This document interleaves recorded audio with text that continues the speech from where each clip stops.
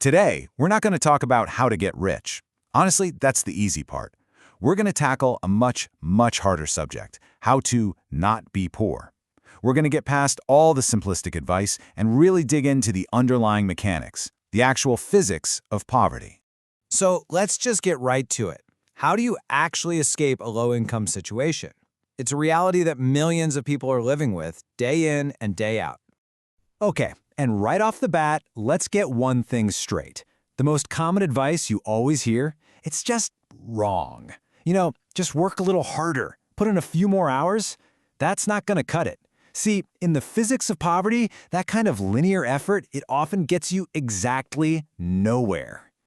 To really understand why you might be stuck, we've got to think about rocket science. Yeah, I know. Sounds a little crazy, but stick with me. This one idea is going to reframe everything for you. It's the key to building a real plan to get out. All right, so let's really dive into this. We have to frame the problem in the right way, because this isn't about some kind of personal failing. Not at all. It's about a powerful, systemic force that has predictable rules. Kind of like gravity. And here's the absolute crucial point. Poverty is not just a number in your bank account. Think of it more like an active gravitational force. It's a closed-loop system, right? A trap that's basically designed to keep you spinning your wheels until you just run out of gas. And this is where the rocket science thing really clicks. Look, to leave Earth, a rocket has to hit escape velocity. Now, if it uses 99% of its fuel but doesn't hit that speed, what happens? It doesn't get 99% of the way to the moon, right? No way. It falls right back down to Earth. And that is exactly what happens when your car breaks down or the rent suddenly goes up. That's gravity kicking in, and because you haven't hit escape velocity, you fall all the way back down to zero. So let's talk about the first chain that holds people in this gravitational pull. It's called the scarcity tax. And this is the idea that being poor isn't just a lack of stuff, it's an active, ongoing cost. You are literally being charged a penalty for being poor. Check out this number.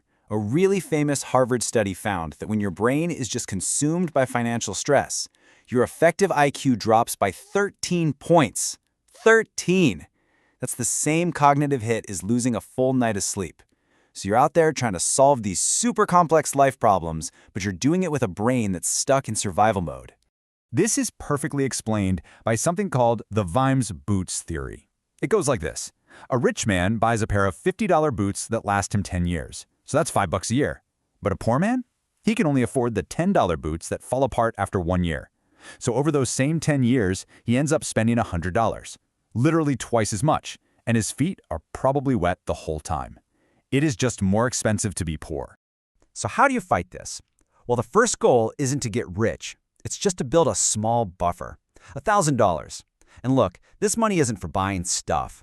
This money is for buying back your brain. When you have that buffer, a car breakdown is just an inconvenience. It's not a total disaster. You're buying back your mental bandwidth.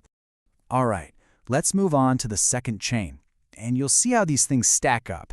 It's the dopamine trap. Now, it's really easy to judge people for buying things they can't afford, like a new phone or expensive sneakers. But there's a biological reason for it. It's not just spending. For a lot of people, it's self-medication. And this gets at a really fundamental difference in how people view money. For many in poverty, money is a way to buy some temporary pleasure, that quick dopamine hit to numb the pain of reality. These are what we call liabilities. They take money out of your pocket. The wealthy, they see money as a tool to buy freedom. They buy assets, things that put money in your pocket. So the solution here is a temporary but radical reset. It's called monk mode. For just a few months, you eliminate everything that's non-essential. The mindset isn't "I'm poor," it's "I'm in training." The whole point is to rewire your brain to get that dopamine rush, not from buying stuff, but from the feeling of control you get from watching your savings account actually go up. Okay, now for the third chain. This is the one that keeps you perpetually exhausted, the linear income trap. Most of us are taught a simple equation. Time equals money. You want more money? You just work more hours. But there's a huge, fatal flaw in that math. And here's that fatal flaw. Your time is finite. You can't make more of it. And this is where inflation, the silent killer, just completely wipes you out. Just look at the math here. Your boss gives you a nice 3% raise, but real inflation is chewing up 8% of your buying power. You are literally running up a down escalator. You're working harder and harder just to get poorer? So to escape this trap, you have to change the game entirely. You have to stop selling your time and start selling your value. And you do this by building what's called a skill stack. Instead of trying to be the absolute best at one thing, get pretty good at 2 or 3 things you can combine. Think about it. A construction worker who also learns sales isn't just a laborer anymore. They're a contractor who can go out and close their own deals. Their value isn't just added, it's multiplied. They become a unique double threat. All right, this brings us to the 4th chain, and honestly, this might be the hardest one to break. It's social gravity. This is that powerful, often invisible pull from the people around you. You know the saying, crabs in a bucket? This isn't just some feel-good quote you see on Instagram. This is straight-up neuroscience.